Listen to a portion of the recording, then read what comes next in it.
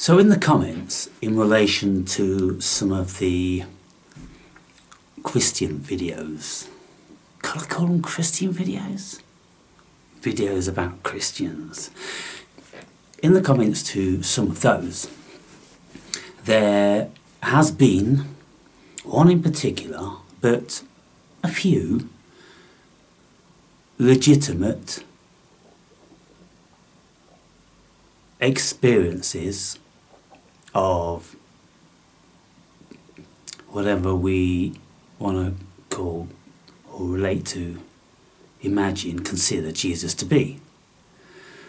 And people speak about what it feels like to have Jesus within them, walking with them, you walking with him, and I'm cool with that.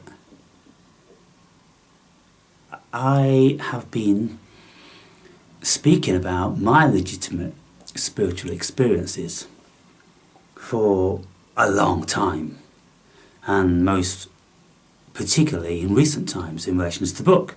So I don't contest that people can have legitimate experiences in relation to the supernatural. I don't contest anything. The first time I left my body and went into the astral, I said to myself, this world is very, very bizarre, and I will never dismiss any of the supernatural. If people say that they've had a certain supernatural experience, who am I to dismiss that?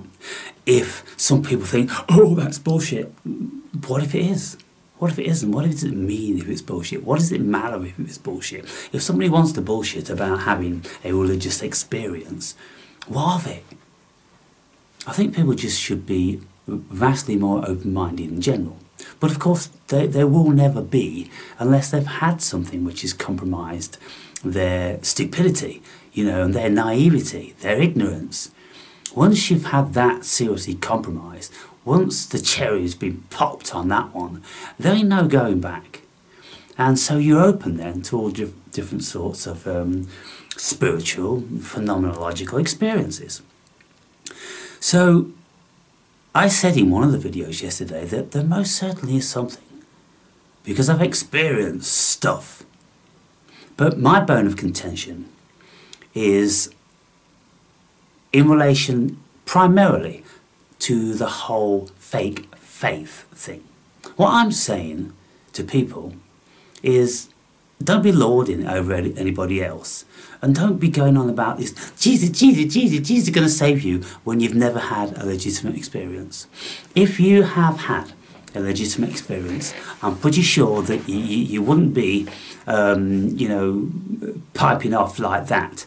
You'd be much more calm and reasonable and rational, like one person that posted a great comment, and I think that's the result of a legitimate experience, the result of a legitimate knowing.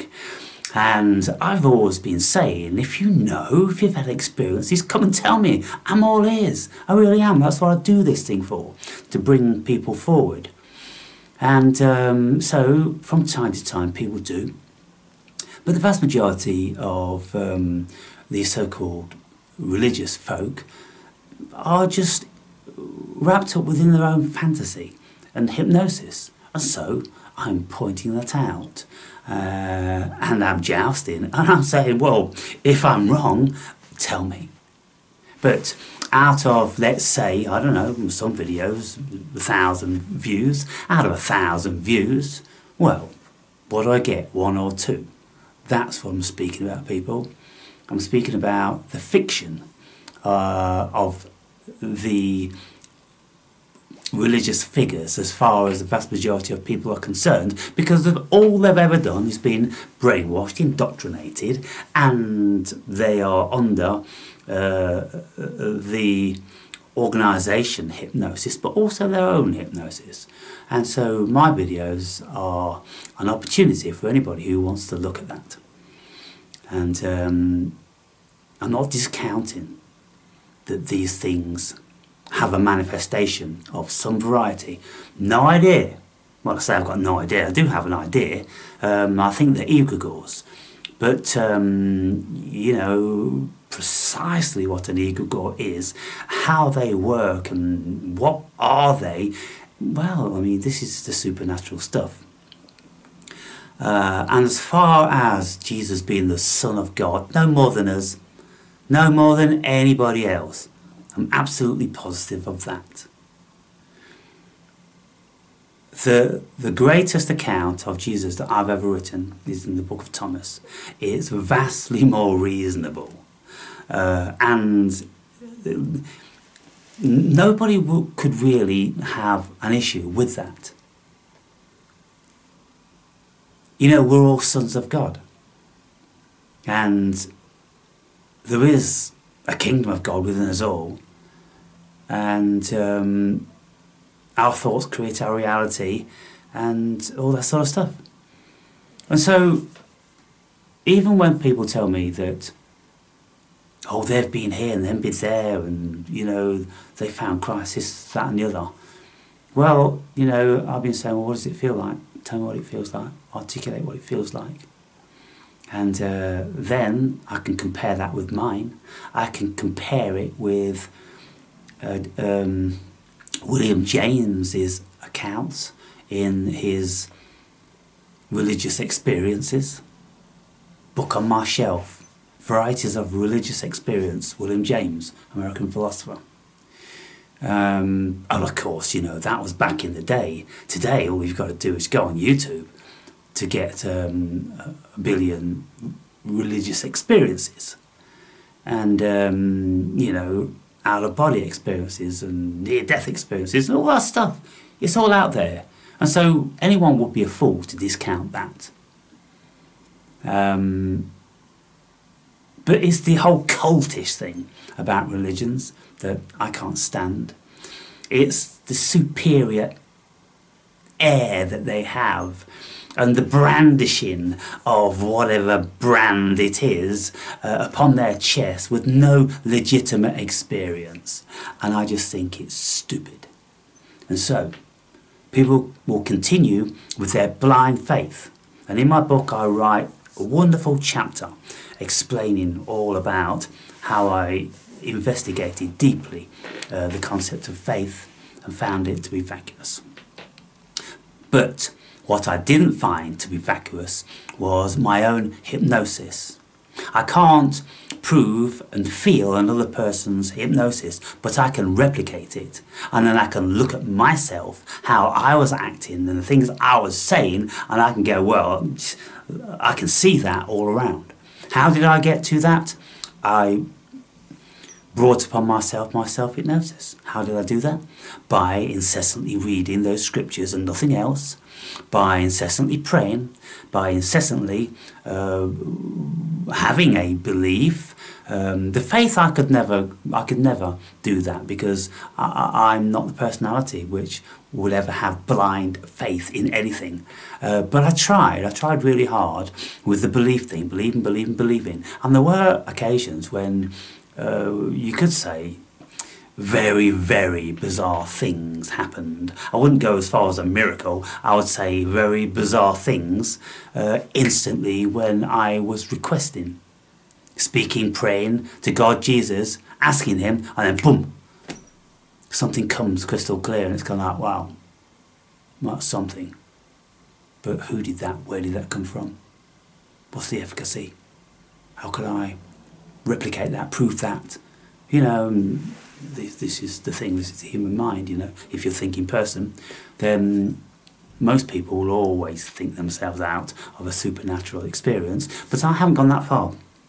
I've not thought myself out, I've not reasoned myself out of these supernatural experiences because they were very, very vitally powerful experiences. And I wasn't on the drugs at the time, most of the time. But you see, the fallacy when people say, oh, you're on the drugs, well, I mean, most of these drugs, you're very compos mentis, and you know what's going on. but you just see different stuff.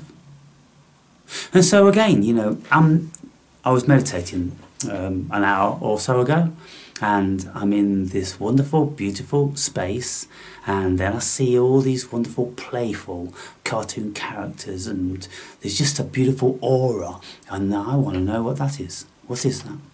Is that the fundamental root of the human being? This joyous, playful state of consciousness? I don't think it's the root, because I've been further. I've been into the nothingness, when there's nothing, just awareness. I've seen visions when I was unconscious, when my body was asleep and my mind was asleep, but there's a certain facet of my consciousness which switched on like a light, and it was crystal clear, and then I saw a couple of angels. And you know, there's many varying states of consciousness, and whatever we experience pertains to one of those levels and states of consciousness. And I know that there are egregores and astral entities and, you know, demons and shapeshifters and all these sort of things. They're all in different levels of consciousness. Beings that you'll meet on DMT or on psilocybin mushrooms, on acid and Amanita muscaria. You know, I had 3 very powerful encounters with entities which came to live vicariously through me on Amanita muscaria. And all this stuff is in my book. There's so much in that book that it will shed a light on a great deal of the dark regions that you may be pondering. And so, for those who have had legitimate religious experiences, thank you for sharing those. For those who haven't, just pipe it down a little bit, because you sound off as if you're so sure, and you're not, because you've got nothing to be sure about, because you've had no experience. And so we get back to this same old silly scenario whereby the most stupid people on the planet profess to themselves being the cleverest, and that's why we have this, you know, what do you call it, maxim, I suppose it's a maxim, generally accepted saying that the more we learn, the more we realise how little we know. But it's quite evident that people on the lowest rung of the ladder know next to nothing, but they really do hold themselves very high in their regard, and they'll be clutching the Bible and walking with importance, and you know, ooh, and yet they don't know a goddamn thing about that, because God hasn't touched them. They haven't met God. And that's what my issue was with faith and Christians who piping off about, you know, the wonderful things that Christ can do. And I was like, well, tell me about it. And they could never tell me anything. And they could never give me one single religious or supernatural experience. And I'm like, you're all fucking dreamers. You're all dreamers, but you've got this horrible aura of importance about you, that you're on the right path and you're the elite, the Christians. Oh. And I just can't help but grit my teeth whenever I say Christians. So, if you've had legitimate supernatural experiences of a certain entity, egregore, great, then you have reason behind your knowledge. You don't need faith anymore, do you? If you have a legitimate spiritual, religious experience, you don't need faith anymore. So if you had faith, what do you feel about your faith now? It's kind of obsolete, isn't it? And the thing is with me, when I was seeking some information out of all these Christians, I'd had all these experiences, most of them before, and I could never get my head around blind faith. I just didn't I just couldn't grok it. Just couldn't grok it. It's just not within my consciousness to blindly believe in some nonsense. And I said, well, I don't need faith. I know there is something. And, you know, whatever God you want to imagine created the world, and, you know, if you get into that, it just gets stupid again. Oh, 7 days and God did this. No. But if we've got a Spinoza God in mind, that is the very essence and intelligence and genius of the cosmos, I'm with you. I'm with you on that. Because it's reasonable, isn't it? And nobody can lay claim to that. Well, this is Jehovah, or this is Elohim, or, you know, and this is Allah, and, you know, put him in a box, and this is what he said. And no. The universe is everything, and there's something here which is absolutely incredible, and I can feel that. I can't feel your stupid faith. No, about some dude walking on water. I mean, it's nothing to me. Absolutely nothing to me. Even though this dude spoke to me and left me trembling all over, the notion of him being the Son of God just doesn't do anything for me. It doesn't work. It doesn't work. And so, if there is a God and there's something working through me, it well knows that it's not going to reach me like that.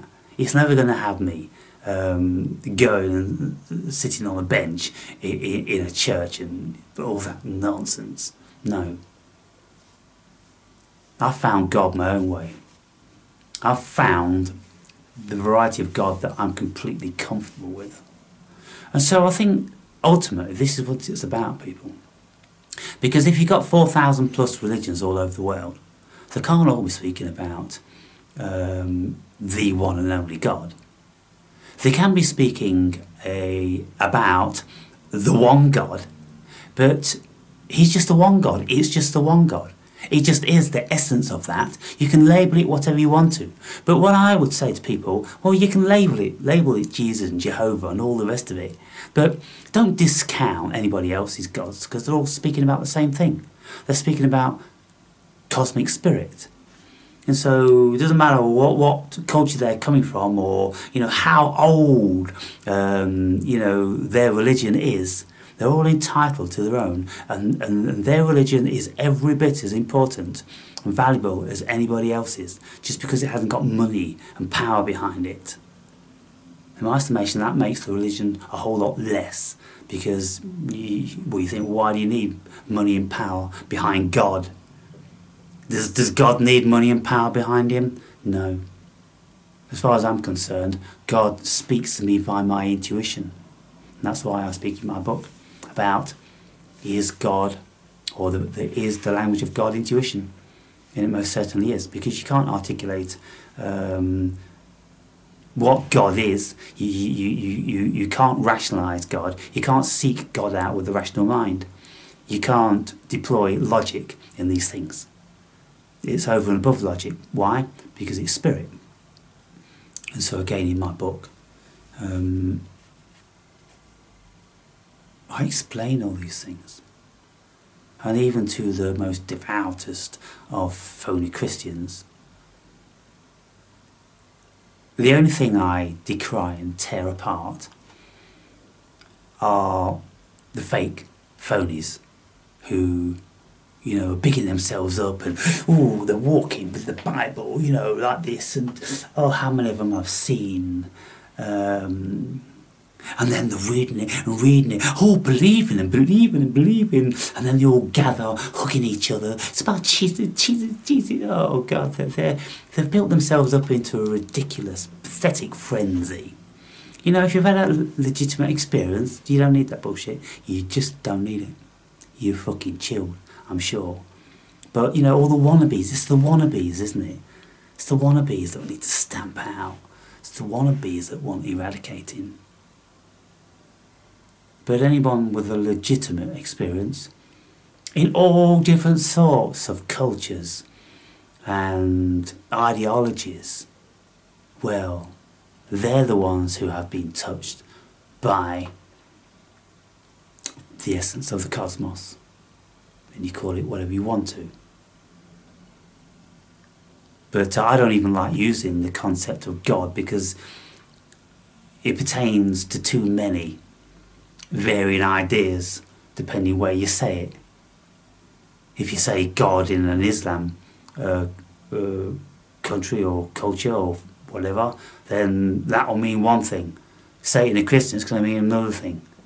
Even if you say it in a secular realm, well, it's kind of like, it means the Christian or the Judaic or the Muslim.